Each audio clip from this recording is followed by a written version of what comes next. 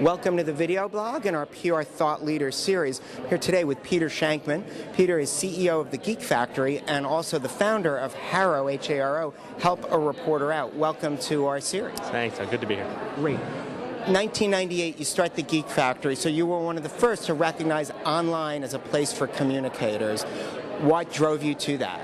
I saw a lot of agencies at the time. I was one of the founders of AOL News, and we were working with agencies all the time that were just very slow-moving, and we're all sitting there going, look, this is a new realm. This is the internet, and as cheesy as it sounds, we got to be faster than this. And I just saw that the agencies weren't doing it, and this is back in the day. And so we started an agency that was strictly online, strictly.com focused, and by mid-2000, we probably had anywhere from probably the top 25 internet clients in the country working that were our clients. Great. One of the things we try and do with this PR Thought Leader series is share some of your advice with others and your sense of PR as an industry.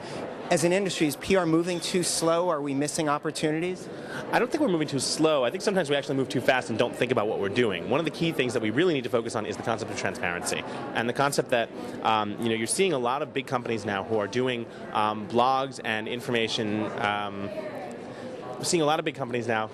Sorry, we'll get his release for him on this. So tell him we're seeing a lot of big companies using blogs. A lot of companies are using blogs, and what they're doing, they're not necessarily being as transparent as they could. There was an issue a couple of years ago where a major chain store sponsored a blog for people traveling across the country and parking in their parking lots. However, they neglected to inform anyone that they were sponsoring it, and when that came out, like it does, they got a lot of heat for it. So the fact of the matter is we're in a society now that is all about transparency. If you're not transparent and you're not truthful with what you're doing in the beginning, you're gonna get caught. Now, do you think PR people keep doing that because they believe that they'll get more hits if they're not clear about who's behind an initiative? I think that they might have thought that in the past, and now sometimes they find themselves just so far deep into it, there is no way to get out. Be upfront at the beginning and say what you're doing, and you'll get a lot more respect for it anyways. Hey, look, we're running this blog, but we still want your input, we want your information, we want your thoughts on it.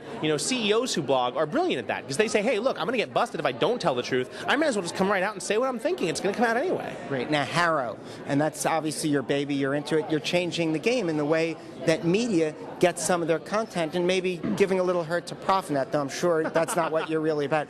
What's HARO? What's the concept? The concept behind Help a Reporter at helpareporter.com is incredibly simple. You sign up, a name and an email. You'll get 3 emails a day from me.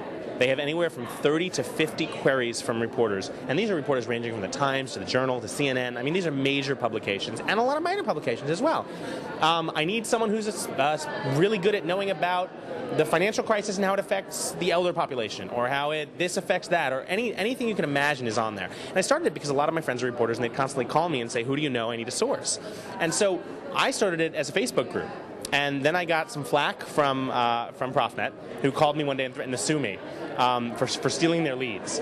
And I said, well, if you're giving the same leads out, and if a reporter gives us both the same leads and we both present them, how am I stealing yours? I said, hey, you're stealing my leads. It turns out they have no sense of humor. So I decided to build it. It's helpareporter.com. We're now at over 35,000 members that get 3 emails a day from me with roughly 120 queries a day.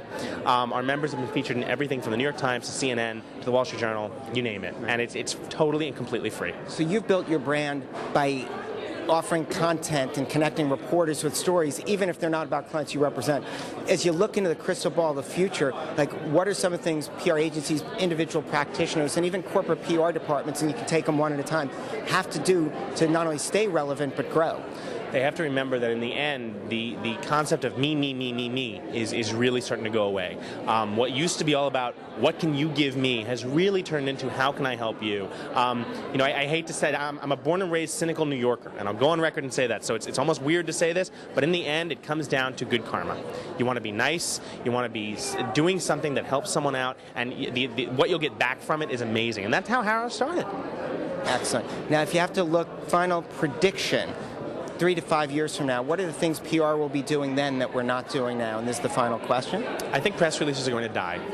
I think the only reason they're going to stay alive is because they're required by the SEC.